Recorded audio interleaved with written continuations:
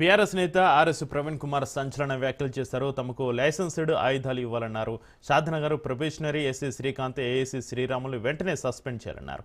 CM Revanth Reddy అర్జెంటుగా రాజీనామా చేయాలని డిమాండ్ చేశారైనా దిశ ఎన్కౌంటర్ తరహాలో నిందితులకు శిక్ష పడాలన్నారు.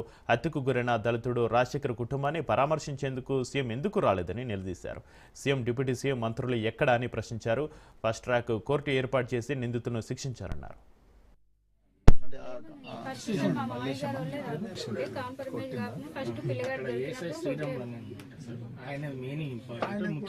పనిచేస్తాడా షాద్నగర్ లో?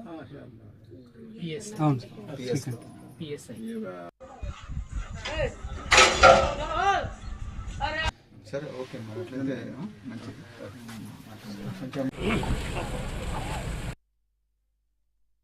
మొయినాబాద్ పోలీస్ స్టేషన్లో, షాద్నగర్ పోలీస్ స్టేషన్లో పోలీసుల కనుసన్నల్లోనే కుటుంబానికి చెందిన ఈ రాజశేఖర్ను, తర్వాత వాళ్ళ తమ్ముడిని, వాళ్ళ కుటుంబ సభ్యులను అవతలి వ్యక్తులు ఘోరంగా కొట్టడం జరిగింది. మాకేమైనా ప్రమాదం అంటూ జరిగితే దానికి బాధ్యుడు వెంకటేష్, అంటే అమ్మాయి తండ్రే కారణం అని కూడా చెప్పడం జరిగింది. ఈరోజు రేవంత్ రెడ్డి కూడా సిగ్గుతో తల వంచుకోవాల్సిన విషయం. ఎందుకంటే ఆయన్నే హోంమంత్రి, ఆయన్నే ముఖ్యమంత్రి. ప్రజా పాలన అంటున్నారు, ఇందిరమ్మ పాలన అంటున్నారు, అదేవిధంగా ప్రజా ప్రభుత్వం అంటున్నారు. చేవెళ్ళ సాక్షిగా ఎస్సీ ఎస్టీలందరినీ కూడా గుండెలో పెట్టుకొని కాపాడుకుంటామని సాక్షాత్తు ఏఐసిసి ప్రెసిడెంట్ మల్లికార్జున ఖర్గే గారిని తీసుకొచ్చి నమ్మబలికిండ్రు రేవంత్ రెడ్డి గారు. ఈరోజు మీరు ఏమాత్రం నైతిక విలువలున్నా మీరు రాజీనామా చేయాలి. మీరే హోంమంత్రి, మీరు ఈ ఇంటికి రావాల్సి ఉండే. మీరు, మీ మినిస్టర్ అడ్లూరి లక్ష్మణ్ కుమార్, ఇందులో మీ డిపార్ట్మెంట్ యొక్క వైఫల్యం అడుగడుగునా కనిపిస్తున్నది. కుటుంబ సభ్యులు చాలా క్లియర్ గా చెప్పిండ్రు. షాద్నగర్ లో ఉండే ఒక ఏఎస్ఐ శ్రీరాములు అనే వ్యక్తి ఈ నిందితుడి కుటుంబానికి దగ్గర బంధువు అని, ఇక్కడ ఒక ప్రొబేషనరీ సబ్ ఇన్స్పెక్టర్ కూడా శ్రీకాంత్ అంట, ఆయనకు కూడా ఈ విషయం మొత్తం తెలుసని, వీళ్ళందరికీ కూడా ఈ పంచాయతీ జరుగుతున్న విషయం అనేది చాలా క్లియర్ గా అందరికీ తెలుసు.